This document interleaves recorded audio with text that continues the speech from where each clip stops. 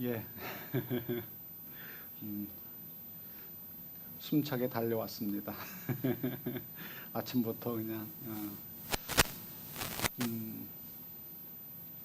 저희가 이제 매일 식사를 하는 것처럼 신앙생활을 하면은 빼놓을 수 없는 것이 있습니다. 그 중에 하나는 말씀을 묵상하는 것입니다. 우리가 왜 말씀을 묵상해야 될까요? 구약 성경과 신약 성경이 합쳐져서 하나의 성경을 구성을 합니다. 예를 들어서 구약 같은 경우 전체 성경의 3분의 1을 훌쩍 뛰어넘습니다. 분량이 그만큼 많죠. 이런 구약의 경우만 하더라도 이스라엘 역사와 깊이 연관이 되어 있습니다. 이스라엘 역사와 떼어놓고 우리가 이해할 수 없는 부분이 구약 성경입니다. 그렇다면 예를 들어서 우리는 왜 구약 성경을 묵상해야 될까요? 이스라엘 사람들의 역사인데 우리가 굳이 매일 묵상할 이유가 있을까요? 우리가 역사에 관심이 많거나 역사를 알아야 지혜로운 삶을 살기 때문에 구약 성경을 묵상할까요? 단연코 아닐 것입니다. 뭐 이스라엘 역사가 대단한 구석이 있어야죠. 없잖아요. 그냥 요만한 땅덩어리에서 지지고 볶는, 그것도 뭐 얼마 가지 못하는 그런 사실 별거 없는 민족, 별거 없는 나라가 이스라엘 아닙니까?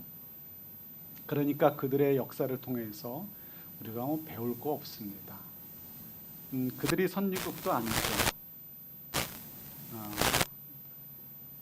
우리보다 나은 게 없어요. 그들의 역사를 통해서 우리가 배울 게 없다라는 것이죠. 그렇다면 왜 우리가 또 구약 성경을 보아야 될까요? 우리가 10보 양보에서 100보 양보인가요? 양보에서 우리가 믿는, 우리가 구세주로 인정하는 예수님의 고향 민족이니까 우리가 그래도 그들을 좀 알아야 되는 거 아닌가 이렇게 생각해서 구약 성경을 공부하고 묵상할까요? 그것도 전혀 아닙니다. 그죠? 그렇다면 저희들이 왜 성경 말씀을 묵상을 할까요? 구약을 비롯해서 신약도 마찬가지고요. 다 2000년 전의 이야기인데 이유는 뭐 너무나 명백합니다. 성경을 통해서 하나님께서 우리에게 알리시고 싶은 부분들이 성경을 통해서 우리에게 다가오기 때문에 그렇습니다. 예를 들어서 저희들이 하나님을 알 방법이 없습니다. 일반 계시를 통해서, 위대한 자연을 통해서 어떤 존재가 있을 수 있다라는 것은 상상할 수 있지만 그분이 하나님이시라는 사실을, 그 하나님은 어떤 분이라는 사실을 우리가 알 방법이 없습니다. 그래서 하나님께서 우리에게 성경을 통해서 나는 이런 존재란다라고 계시해 주십니다. 그래서 하나님이 어떤 분인지를 알기 위해서 하나님의 말씀, 하나님께서 알려주시는 부분들을 우리가 이렇게 읽고 묵상하게 되는 것이죠. 하나님이 어떤 분인가를 알게 되어진다면 하나님이 정말 우리를 사랑해 주시는 분이구나 하는 것을 알게 되고요. 그래서 하나님께서 우리를 너무 사랑하셔서 자기의 독생하신 아들까지도 아끼지 않으실 만큼 사랑하신다라는 것 때문에 우리가 어떻게 됩니까? 감동이 되어지고 우리가 힘든 순간에 그 말씀들을 통해서 위로를 받고 용기를 받게 됨을 통해서 우리가 또 새로운 힘을 얻게 되기도 하고 또 희망을 얻게 되기도 합니다. 이럴 때 하나님의 말씀이 뭐처럼 느껴지게 되죠? 꿀송이처럼 달게 느껴지는 거죠. 그래서 오늘 본문 말씀대로 정말 꿀송이처럼 단 말씀이구나 하는 것을 느끼게 되고요. 그래서 저희들이 또 성경 말씀을 보게 되기도 합니다.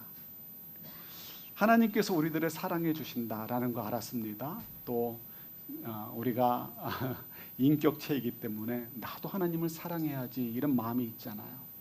그러면 나는 어떻게 하나님을 사랑하면 좋을까? 우리가 남녀의 그 사랑도 쉽지가 않습니다. 수많은 책이 나오고 수많은 역사가 흘렀고 수많은 철학자를 비롯해서 수많은 상담가나 연구가들이 발표를 하고 TV에 나와서 강연도 하지만 남녀의 문제를 해결하지 못합니다. 그래서 늘 언제나 가정에서도 긴장 관계가 있고 또 사회 속에서도 긴장 관계가 있습니다. 이 사랑이라는 것은 내가 마음 먹는다고 되는 것이 아니고 상대방이 있기 때문에 서로 맞춰가야 되죠. 그래서 사랑하는 법도 배워야 됩니다. 내 방식대로 내 원하는 대로 하나님을 사랑할 수 있나요? 없습니다. 그게 무슨 의미가 있겠습니까?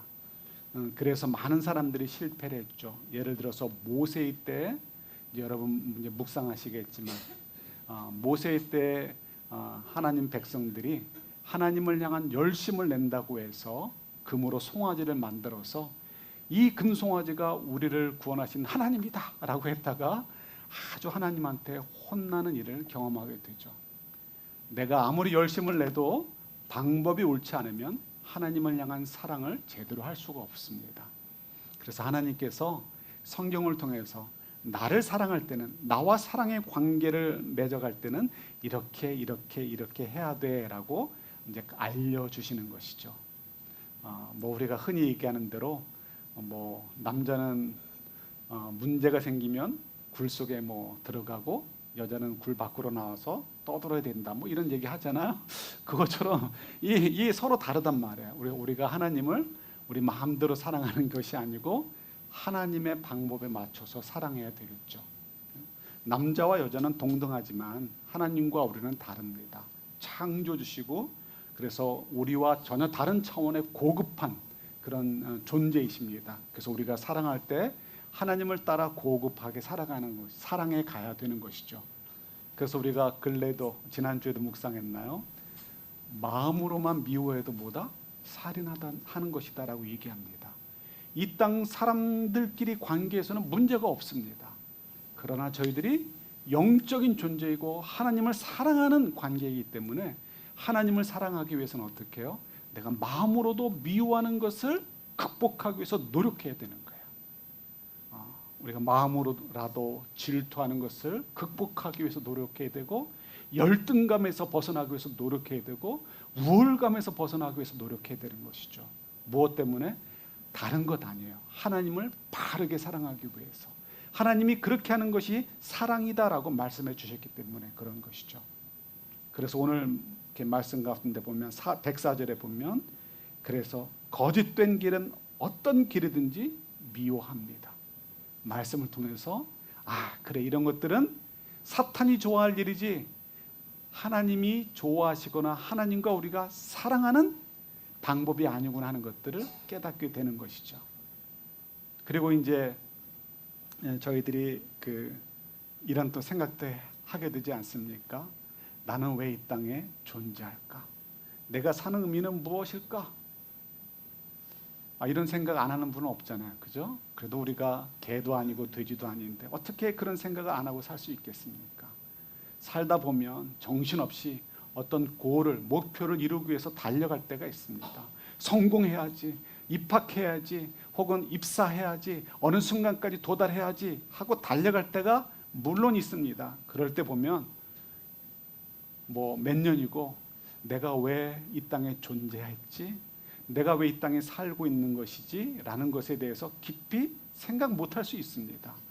그럴 때가 있지만 그러나 우리가 보편적으로는 모든 사람은 나는 왜 이 땅에 태어났을까? 왜 하나님이 이 땅에 내가 지금 살게 하실까? 내가 왜 이 여인, 이 남성을 만나서 결혼했고 내 자녀들을 낳게 하시고 이들과 함께 한 가족을 이루고 살게 하실까에 대한 당연한 질문들을 가지시고 답을 찾으실 수 있어야 돼요. 그래서 성경은 이런 것들을 우리에게 알려주시죠. 지금 다 설명할 수는 없지만 그래서 우리가 생각할 때는 나는 아무것도 아닌 존재 같지만 하나님께서는 어떻게 생각하신다? 창세전부터 우리를 생각하시고 사랑하셔서 이때 우리를 이 땅에 보내셨다가 다시 본향 하나님이 계시는 곳으로 불러들이시는 것이 우리들의 인생이다. 그런데 이 땅에 왜 보내셨다? 작은 예수님으로 하나님의 자녀로 예수님의 제자로 복의 근원의 삶, 신학적인 표현으로 얘기한다면 소금과 빛의 역할을 하다가 그는 주님 앞에 오도록 하시기 위해서, 또 에베소 2장의 표현대로라면 하나님의 선한 일을 함께 하도록 하기 위해서 우리를 이렇게 이 땅에 보내주셨다라는 것을 알 수 있죠. 그래서 그런 말씀을 묵상하다 보면 그렇구나, 내 인생은 그저 우연히 태어났다가 잘 먹고 잘 살다가 죽으면 그게 복된 인생이 아니라 하나님이 이 땅에 보내신 목적을 찾아 잘 살아야지 라는 그 깨달음을 가지고 살도록 우리가 마음을 찾는 것, 그것이 지혜로운 인생이 될 수 있습니다. 이런 이유 때문에, 그죠? 그래서 105절에서도 얘기하죠. 주님의 말씀은 내 발의 등이요 내 길의 빛입니다 라고 말씀하고 계시는 것이죠. 자, 이래서 우리가 말씀을 묵상하는 거예요. 자, 그런데 우리가 이 말씀을 얼마나 소중하게 여겨야 되는지 우리가 좀 생각을 해보려고 합니다. 제가 아주 이렇게 인생의 책 가운데 한 권으로 꼽는 것이 있습니다. 우리 교회에서 성경 공부하는 중요한 교재이죠. 하나님을 경험하는 삶입니다. 헨리 블랙가비 목사님이 쓴 책인데요. 제가 동부에 있는 학교에 있을 때 한번 오시기도 하셨습니다. 중키에 좀 이렇게 좀 배도 좀 나오시고 전형적인 아이리시 계통의 그런 이제 중키의 그런 분이셨습니다. 아주 그냥 인상 좋고 그런 분이셨던 것으로 기억이 납니다. 이분의 책을 좋아하는 이유가 있습니다. 저에게 굉장히 커다란 충격을 주었던 책입니다.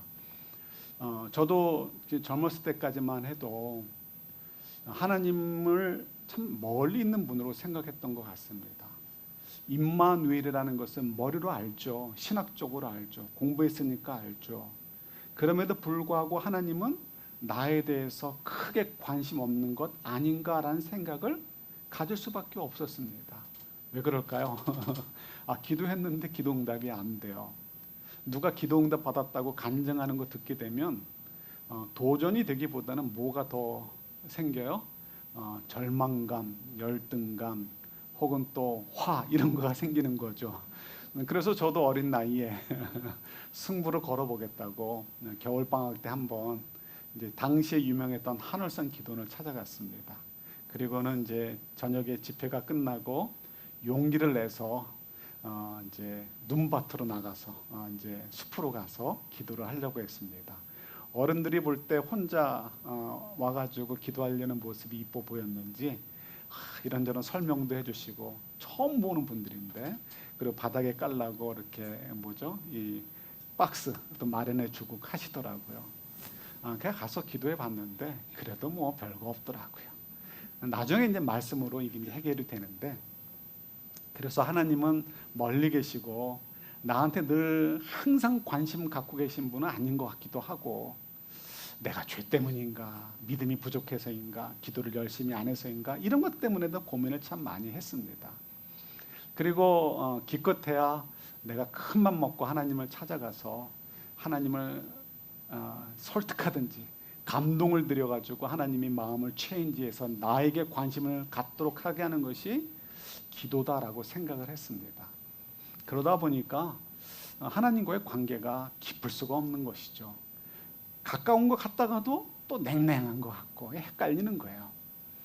그런데 이 문제를 딱 해결해 준 책이 이 헨리 블랙가비 목사님의 책입니다. 그래서 언젠가 이제 공부하게 되면 이제 여러분들 기대 가지고 한번 참여하시면 좋을 것 같아요. 이분이 이야기가 뭐냐면, 하나님은 그렇게 우리와 동떨어져 있는 분이 아니고 늘 언제나 우리 삶 속에서 역사하시는 분이다라고 설명을 하시는 거예요. 다 알죠. 그런데 뭐 어쩌라는 말입니까? 그런데 이분이 하는 이야기가 참 저에게 다가온 것이 이것입니다. 하나님께서는 우리들과 관계를 끊임없이 맺고 계시고요. 그래서 우리에게 말씀해 주시고 인도해 주신다는 거예요. 우리 삶 가운데 내가 고민하고 있는 문제, 내가 어떻게 될까요? 라고 방황할 때 이렇게 하면 된다라고 말씀해 주신다는 것이죠. 귀가 번쩍하고 눈이 번쩍하는 거죠. 그래서 열심히 보고 또 함께 공부하기도 했습니다. 이것입니다. 여러 번 강조했듯이 하나님께서는 우리에게 예수님이 승천하신 다음에 누구를 보내주셨어요? 성령 하나님을 보내주셨어요. 성령 하나님을 보내주셔서 우리 속에 거하시는데 그분이 가만히 계시는 게 아니라는 거죠. 성령 하나님을 통해서 그 안에서 우리에게 네 가지 큰 툴을 어떤 도구를 활용하셔가지고 우리에게 말씀해 주신다는 거예요. 인도해 주신다는 거예요. 첫 번째가 말씀이고, 그 다음에 기도이고, 그 다음에 교회이고 환경이라는 거예요. 이런 것을 통해서 하나님께서 우리에게 말씀하고 인도해 주신다는 것이죠. 우리가 무엇을 하든 항상 우리와 함께 하신다는 거예요. 자, 그런데 우리가 오늘 이걸 다 풀어서 공부할 건 아니고요. 이 네 가지 툴 가운데, 네 가지 어떤 도구 가운데, 방법 가운데 제일 중요한 것이 말씀이라는 거예요. 왜냐하면 하나님께서 우리와 기도를 통해서도 우리에게 이렇게 말씀해 주신다라고 성경을 통해서 우리에게 가르쳐 주셔요.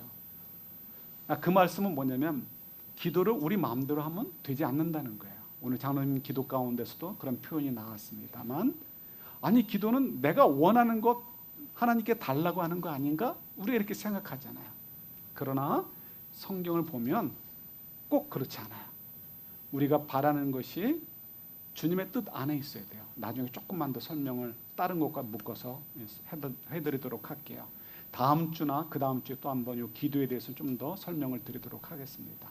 기도도 어떻게 해야 되는지를 성경을 통해서 배워야 돼요. 교회도 마찬가지야. 교회를 통해서도 주님께서 하나님께서 이렇게 하기를 원하시나 보다라고 우리가 느낄 수 있어요. 성도님들과 교제 속에서, 예배 속에서 하나님의 음성을 들을 수 있어요. 그런데 그것을 잘 해석하기 위해서는 뭐가 필요합니까? 교회에 대해서 건강하고 바른 이해가 필요해요. 가정이 있어요. 가정이 있는데 가족들끼리 어떠한 관계를 맺고 살아야 되는지를 충분히 제대로 건강하게 이해하는 것이 필요합니다. 모든 가정들이 다 화평하지 않고 모든 가정들이 다 에너지가 넘치지 않습니다.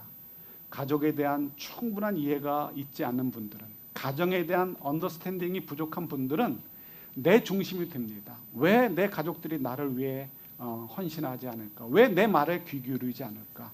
왜 나한테 뭐를 요구할까? 내가 힘들어서 월급 받아갖고 좀 왔는데 그거 뭐 가족을 위해서 좀 띄어내라고 얘기할까? 이런 식으로밖에 이해가 되지 않는 것이죠. 그러나 가족에 대해서, 가정에 대해서 제대로 충분한 건강한 이해를 갖고 있다면 다른 가족들의 니드에 대해서 관심이 가게 되고 그들의 음성에 귀 기울이게 됩니다. 그들의 소리가 들리게 되는 것이죠. 그리고 내가 이 가족을 위해서, 우리 가정을 위해서 어떤 책임감을 가지고 어떤 부분들을 책임질 것인가에 대한 고민을 하게 되는 것이죠. 그래서 이 가정에 대해서도 여러분들이 성경을 통해서 공부를 많이 하셔야 돼요. 물론 성경 외의 것들도 공부하셔야 되지만 우리가 너무 본능적으로 가족 관계를 맺으려고 하면 곤란하다는 것입니다. 본능적으로 내가 익숙한 것에만 끌려가면 절대로 그 가정이 건강할 수 없습니다. 이렇게 살아왔는데요. 네, 훨씬 더 행복할 수 있는 가정을 여러분들이 망가뜨리고 있다는 것을 기억하셔야 돼요. 하나님 말씀으로 배워가야 돼요. 환경도 마찬가지입니다. 환경을 보면서 이렇게 저렇게 움직이는 그 환경 속에서 하나님이 지금 나에게 요구하시는 것이 무엇일까를 잘 깨달으셔야 돼요. 그러기 위해서는 어떻게 해요? 말씀을 통해서 환경을 해석할 수 있는 능력도 키우셔야 돼요. 우리 이제 그 코로나 때 좋은 경험을 참 많이 했습니다. 하나님께서 저희 교회에 또 주신 은혜들이 많고요. 그래서 참 코로나가 유익했다라고 저는 생각을 합니다. 힘든 부분이 있었지만 그래도 유익했다라고 생각이 들어요. 아마도 많은 교회가 그러지 않았을까 싶습니다. 코로나가 터졌을 때 다들 패닉에 빠졌습니다.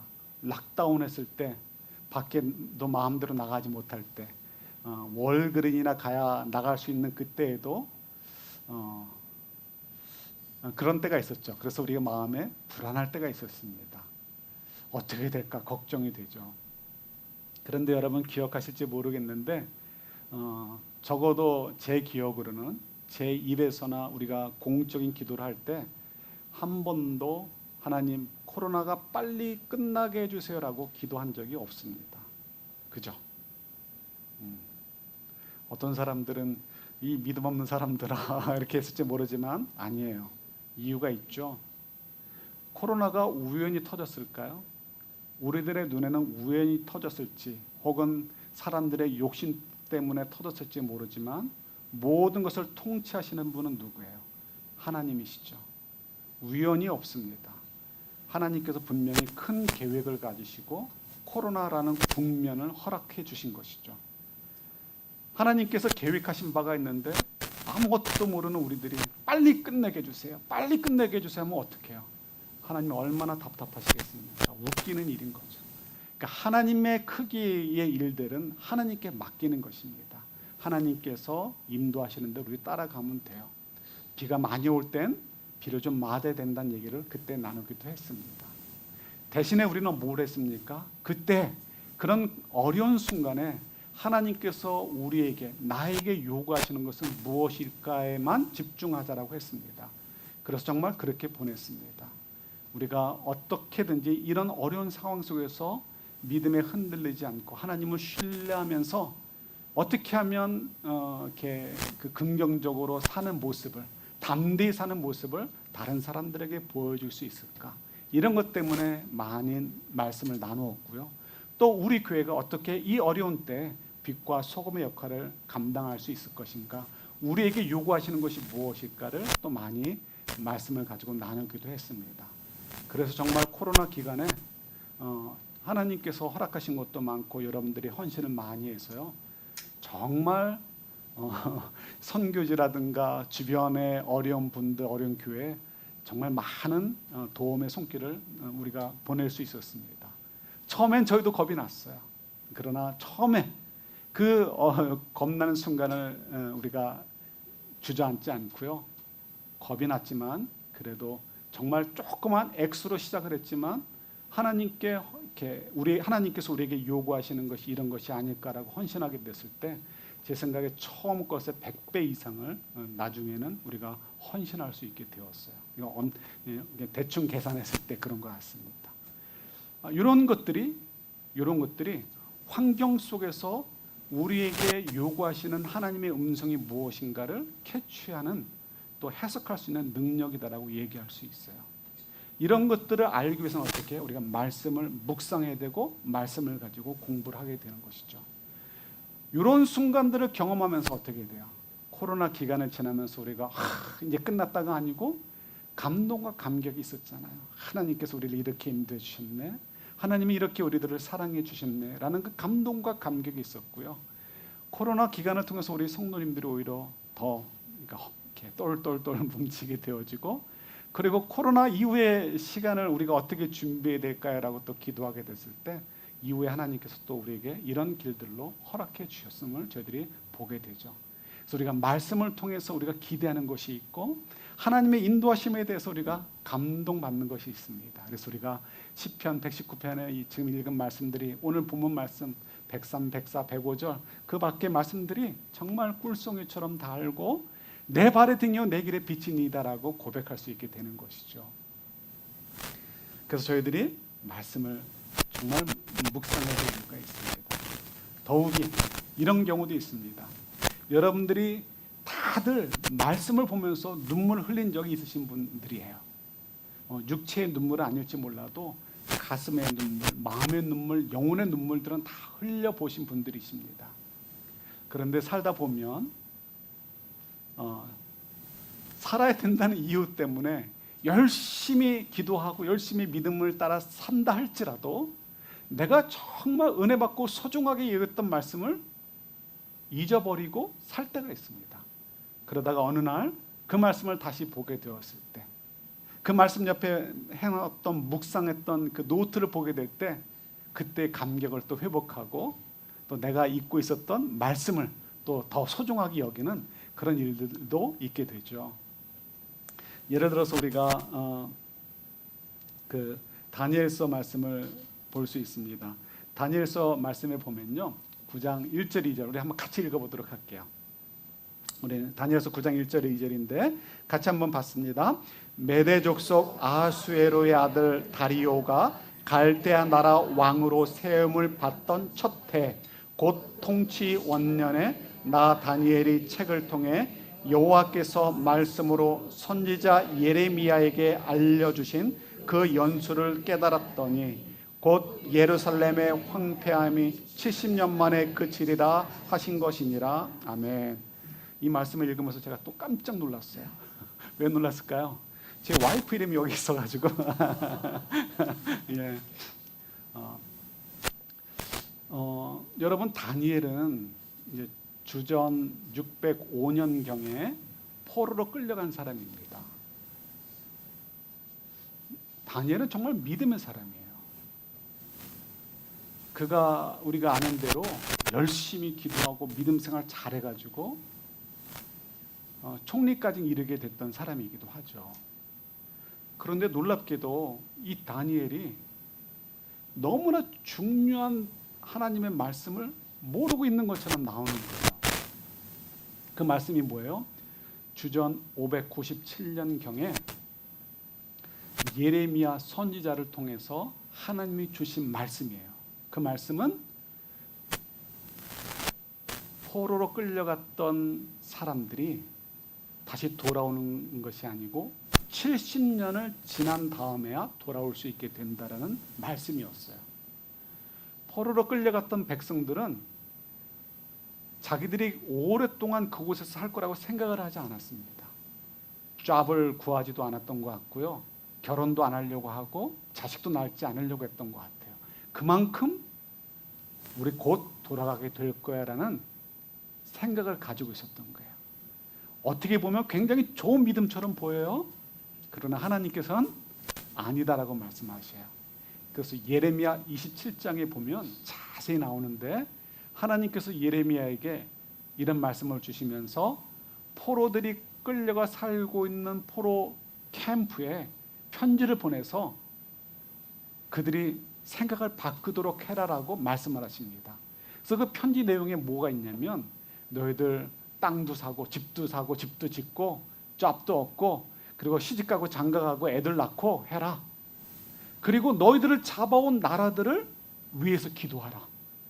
왜냐하면 그들이 너희들을 잡아온 나라가 평안해야 너희들도 평안할 수 있다라고 말씀하십니다. 이 환경이죠. 이 환경 속에서 어떻게 하나님의 뜻을 찾는지를 우리에게 또 알려주시는 거예요. 우리가 생각할 때는 빨리 상식적으로 잘 되는 것이 하나님의 뜻처럼 느껴져요. 그런데 하나님께서 주시는 말씀은 오히려 그들의 기대와 정반대의 말씀을 주시는 것이죠. 너희들을 잡아간 나라들을 저주하지 말고 그 나라가 잘 되게 하도록 기도해라. 그래야 너희들이 보호받고 있다가 70년 후에 돌아오게 된다라고 말씀해 주고 계시는 거예요. 그러면서 하시는 말씀이 이런 말씀들은 너희에게 저주가 아니고 너희들에게 복이란다라고 말씀을 해주셔요. 자, 그런데 어떻게 다니엘이 이 중요한 내용을 몰랐을까요? 다니엘은 당시에 이스라엘 백성들의 리더 중에 리더였습니다. 모든 사람들이 그의 얼굴을 쳐다보고 있었고 그의 일거수일투족을 이렇게 듣고 보면서 우리가 어떻게 살아야 될 것인가를 이렇게 영향을 받을 만큼 그렇게 귀한 영향력을 끼쳤던 사람이 다니엘입니다. 그래서 하나님께서 그를 높이신 이유가 거기 있는 거예요. 다니엘이 개인이 잘나서가 아니고 하나님이 그런 역할로 쓰시기 위해서 그를 높여놓으신 것이죠. 마치 요셉을 준비해 놓으시듯이. 그런 중요한 사람이 어떻게 이 말씀을 몰랐을까? 제 생각엔 모르진 않았을 것 같아요. 이 편지가 왜 다니엘에게 전달되지 않았겠습니까? 왜 다니엘이 몰랐겠습니까? 제 생각에는 다니엘이 너무 바빴던 거예요. 너무 삶에 지쳤던 거예요. 자기 혼자 승진하겠다의 삶이 아니고요. 다니엘서를 보면 알듯이 그가 매일의 삶이 다른 민족 사람들의 젤러시 속에 질투 속에서 버텨야 되는 삶이었고 그들의 핍박 속에서도 믿음을 따라 살면서 믿음 가운데 쓰는 것이 그의 역할이었습니다. 그러니까 매일매일의 영적 싸움이었고 매일매일이 그 영적 싸움에서 자기를 지키면서 말씀으로 부딪혀 믿음으로 이기는 것이 그의 삶이었습니다. 그러다 보니까 그렇게 끌려가다 보니까 정말 중요했던 이 말씀을 잠깐 그의 생각의 중심에서 이렇게 밀어놨던 것이죠. 자기도 모르게.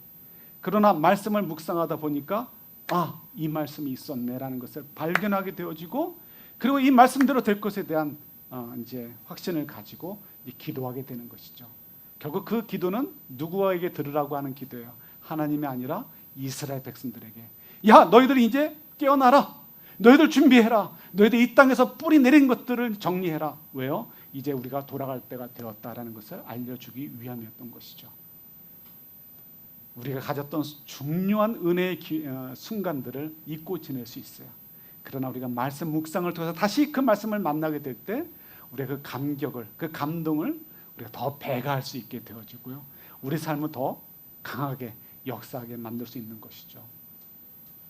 말씀 묵상이 중요한 것. 그래서 우리가 이 목장과 연결해서 우리가 좀 이해하셔야 될 부분이 있습니다. 독야 청청, 우리 한문어에 있죠. 혼자 푸르는 것. 그러나 우리가 혼자 푸르를 수 없고요. 혼자 독불장군이 될 수 없습니다. 우리가 말씀을 묵상하면서 성경 공부도 하지만요.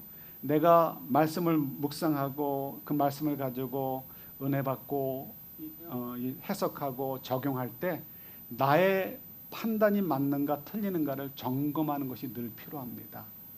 그래서 여러분들에게는 뭐 다른 것이 필요 없죠. 믿음의 벗들을 활용하는 것이 굉장히 중요합니다. 그래서 목장에서 함께 쉐어링을 통해서 내가 묵상한 말씀, 내가 이렇게 해석하고 이렇게 적용했는데 이것이 하나님께서 의도하신 바와 맞는가 안 맞는가를 조금 조정해 보는 것. 늘 언제나 좀 거울처럼 쳐다보는 것이 필요합니다. 그런 영적인 거울의 역할을 해주는 것이 목장입니다. 두 번째, 목장에서 쉐어링을 함을 통해서요.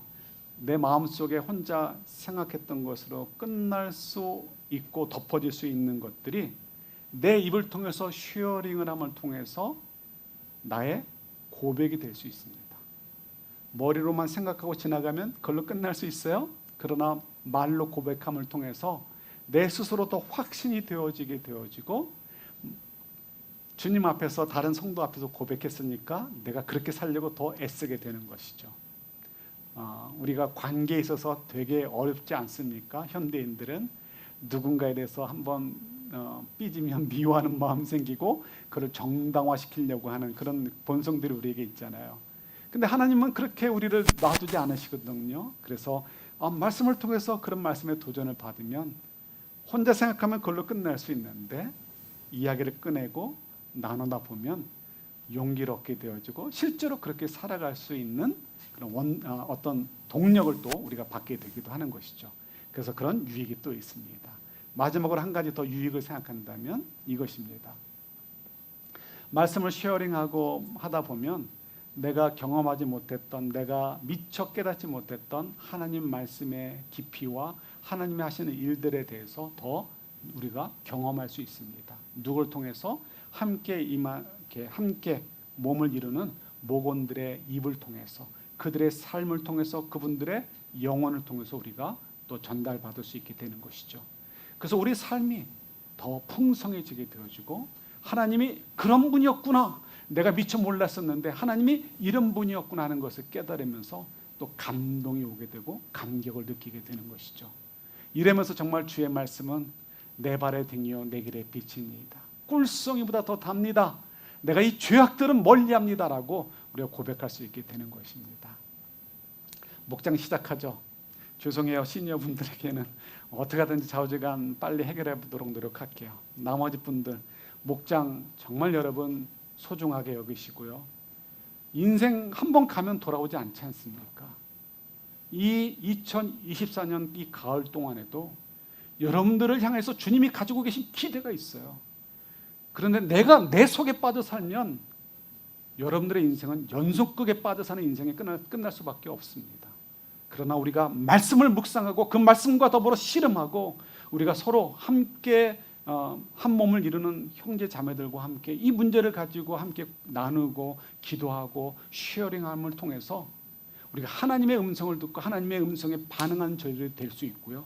그래서 우리들의 가을의 삶이 그냥 지나가는 시간이 아니고 하나님께서 기대하시는 대로 우리가 정말 선한 열매들을 맺는 그런 시간들이 될 줄 믿습니다. 우리가 그 열매들을 다 몰라요.